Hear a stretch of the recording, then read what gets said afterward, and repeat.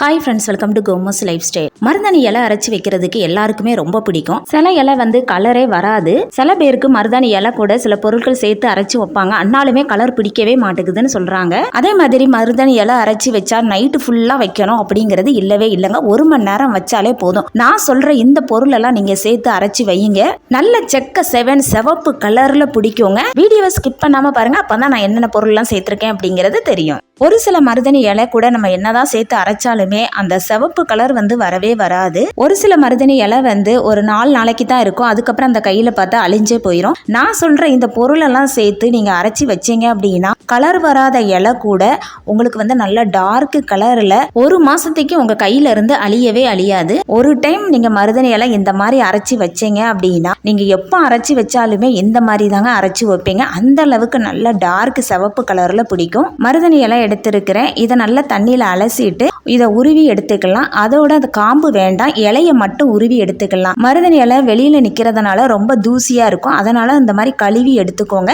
உருவி வச்சிருக்க இலைய மிக்சி ஜார்ல சேர்த்துட்டு இதை ஃபர்ஸ்ட் ஒரு 4-5 ஓட்டு மட்டும் ஓட்டி எடுத்துட்டு வந்துக்கலாம். பாருங்க, இந்த மாதிரி அரைச்சி எடுத்துக்கிட்டேன். இப்போ இது கூட நம்ம என்னென்ன சேர்க்கலாம் அப்படிங்கிறத சொல்றேன். இது கூட சேர்க்கிற பொருள் எல்லாம் நீங்க உடனே கடையில போய் வாங்கணும்னு இல்லை. நம்ம வீட்டுல இருக்கிற பொருளை தான் நம்ம சேர்க்கிறோம். ஒரு 4 to 5 கிராம்பு எடுத்துக்கோங்க. கிராம்பு ஒரு நல்ல கலர் கொடுக்கும்.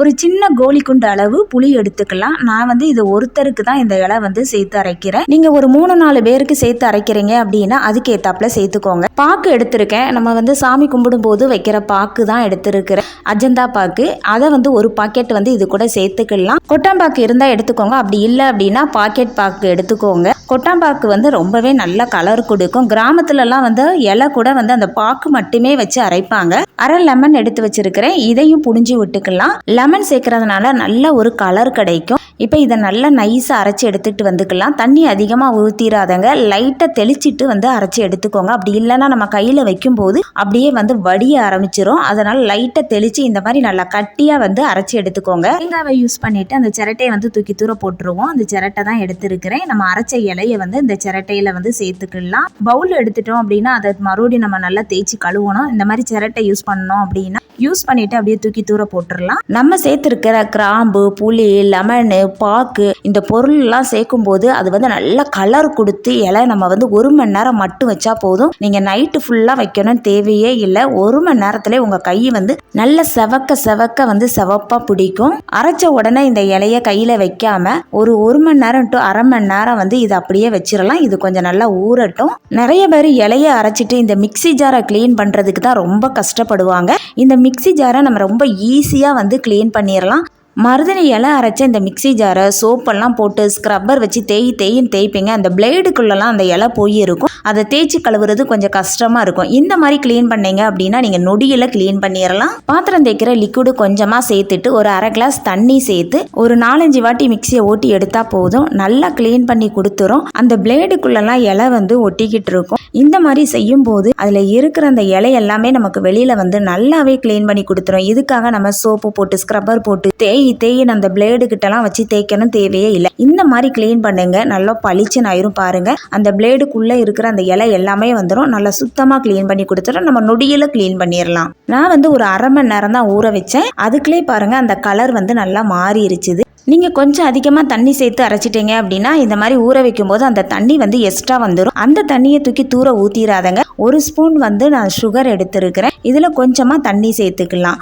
உங்ககிட்ட அந்த மருதாணி தண்ணி எக்ஸ்ட்ரா இருந்தது அப்படின்னா அந்த தண்ணியை சுகர் கூட சேர்த்துக்கோங்க. நல்லா கரைச்சி எடுத்துக்கலாம். இந்த மாதிரி சுகர் தண்ணி சேர்த்து வைக்கிறதுனால இன்னும் கலர் நல்லா டார்க்கா பிடிக்கும்.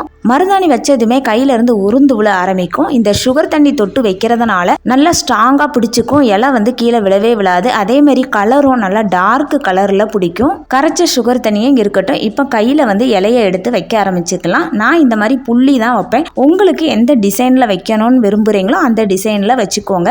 இந்த சம்மர் டைம்ல எல்லாம் நம்ம அடிக்கடி கையில வைக்கிறதுனால நம்ம உடம்புல இருக்க சூட்டையுமே இந்த மருதாணி இலை குறைச்சிரும்.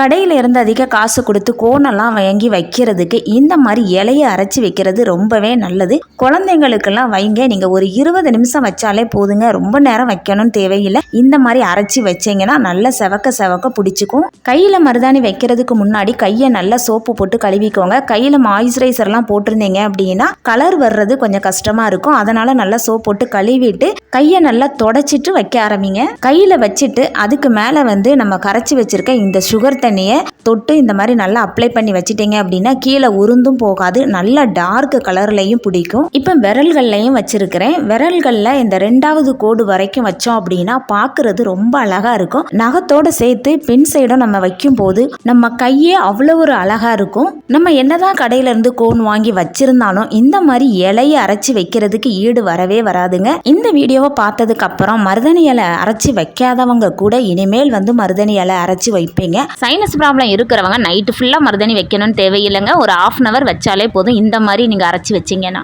ஒரு 5 நிமிஷம் மட்டும் நம்ம டைம் ஒதுக்கிட்டோம் அப்படின்னா அந்த இலையை அரைச்சி வைக்கிறது ரொம்ப ஈஸி. கையில் வைக்கும் போதே அந்த சுகர் தண்ணியும் தொட்டு அதுக்கு மேலே அப்ளை பண்ணிக்கோங்க. நல்ல கலர் பிடிக்கும். கையில் வச்சதுமே இலை காய ஆரம்பிக்குது அப்படின்னா இந்த சுகர் தண்ணியை தொட்டு அப்ளை பண்ணிக்கோங்க.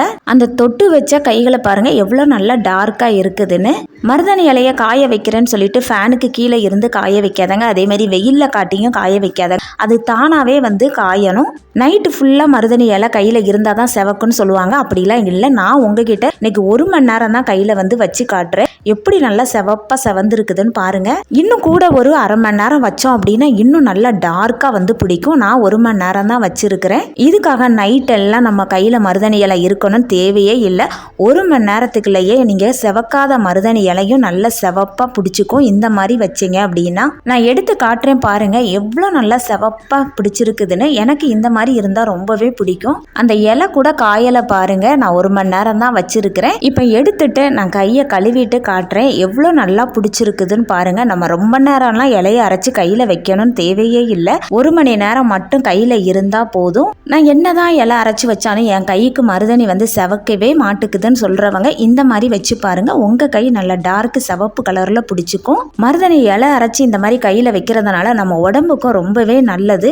கையை வந்து ரொம்ப சோப்பு போட்டு தேய்ச்சி கழுவாண்டா. இந்த மாதிரி கையை கழுவிட்டு ஒரு துணி வச்சு நல்லா தொடச்சிருங்க. காஞ்சதும் இன்னொரு முக்கியமான பொருள் சேர்க்க போகிறோம். கையில் வந்து கொஞ்சமாக தேங்காய் எண்ணெய் சேர்த்துக்கலாம். தேங்காய் எண்ணெய் சேர்த்துட்டு மருதாணி வச்சு அந்த கைகளை நல்லா இந்த தேங்காய் எண்ணெய் வச்சு அப்ளை பண்ணி விட்டுறலாம். அந்த கலர் வந்து நல்லா உள்ள வரைக்கும் இறங்கும். தேங்காய் எண்ணெய் அப்ளை பண்ணுறதுனால இன்னும் நல்லா டார்க் கலரில் மாறும். தேங்காய் எண்ணெய் அப்ளை பண்ணிவிட்டு 1 மணி நேரம் கழித்து பார்த்தீங்க அப்படின்னா கலர் வந்து நல்லா டார்க்காக மாறி இருக்கும். மறுநாள் அதுக்கு மறுநாள்லாம் பார்த்தீங்க அப்படின்னா ரொம்ப நல்லா கலர் அவ்வளோ டார்க்காக அழகாக இருக்கும் பார்க்குறதுக்கே.